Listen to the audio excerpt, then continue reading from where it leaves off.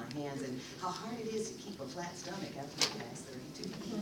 But I think the other good stuff about 35 is realizing that life is shorter than you thought it was going to be, but sweeter. That people you love can deceive you, but it's usually nothing personal. It just is, like love and good reviews. I don't have many resolutions for this 35th year. The ones I have are to keep an open hand, to be as loving as I can be, to tell the truth, to be gentle, and not to worry about nothing. So how does it feel to be Playwright of the Week, he says, offering a toast. Great, I say.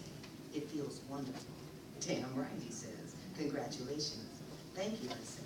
You know, I think I might make it through this birthday after all. I'm counting on it, he says. Me too, I say. Me too.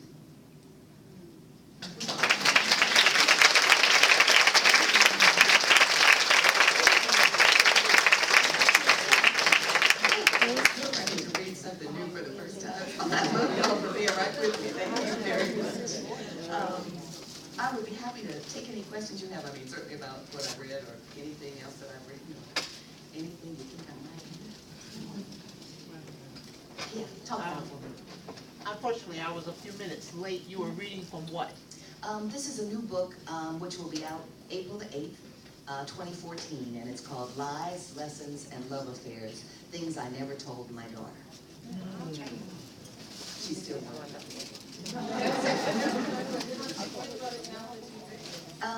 She hasn't read it, but I told her there's, you know, it takes most of the references to her. She's a little kid. She's a grown woman now with a husband and 4 children. So most of the things about her are, you know, her being a little kid and us being together. So there's nothing that, you know, is real personal about her. I would never do that. You know, I always tell people when they say, do you make up the characters or are they drawn from people that you know?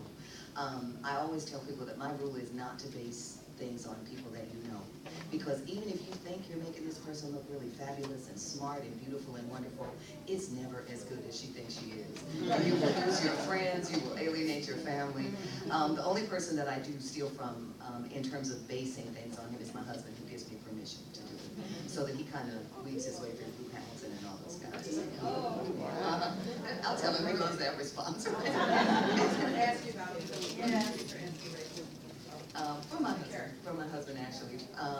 He's an old-fashioned kind of guy, old-fashioned man. And a lot of the ways that he thinks men are supposed to move through the world are the ways I think men should move through the world too. So that that character actually came about because we were sitting on the porch late one night, drinking wine. It must have been about midnight. And it was a beautiful moonlit night. And you could hear so much gunfire from my house. I live in Southwest Atlanta. You could hear so much gunfire, the neighborhood was going through one of those crack sweeps through moments, that my husband started identifying the weapons. That would be a 9mm, that would be a shotgun, that would be a... Now, of course, as the wife, my first question is, how do you know? But the romantic moment was fading, so I said, okay, that'll be time for another discussion. But it really stuck with me because the neighborhood had gotten so dangerous. We live a block from a beautiful park. But you can't walk in it. You couldn't then. Now they've changed it to a golf course, so it's different. But you couldn't really walk in it after dark because you'd walk upon predators. You know, people who were looking for somebody to be trying to take a romantic stroll in the moonlight. So, you know, you say, well, you know, let's go out, sweetie. It's full moon. It's like 10 o'clock. We can walk up the street. And my husband would say, sure, let me go get armed. And then we'll go. Because he knows what it takes to move in the neighborhood. But it just made me sad because it kind of takes away from that out with your sweetie moment when you know, got to get armed before you can walk in the neighborhood. So that I started thinking at that moment, what would this neighborhood be like if it was a safe place for women and children? And I realized that what would have to happen is that the men that live in that neighborhood would have to step up and take responsibility for the other men who live in that neighborhood. And I really wanted to create a character who was prepared to do that.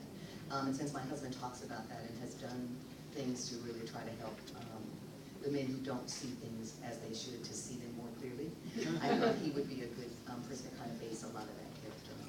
Also some of those great lines. He has a great line, Blue Hamilton, where he's got a beautiful suit on, and he's first met Regina, and he says, you know, I'll see you in a couple of days, I'm going fishing.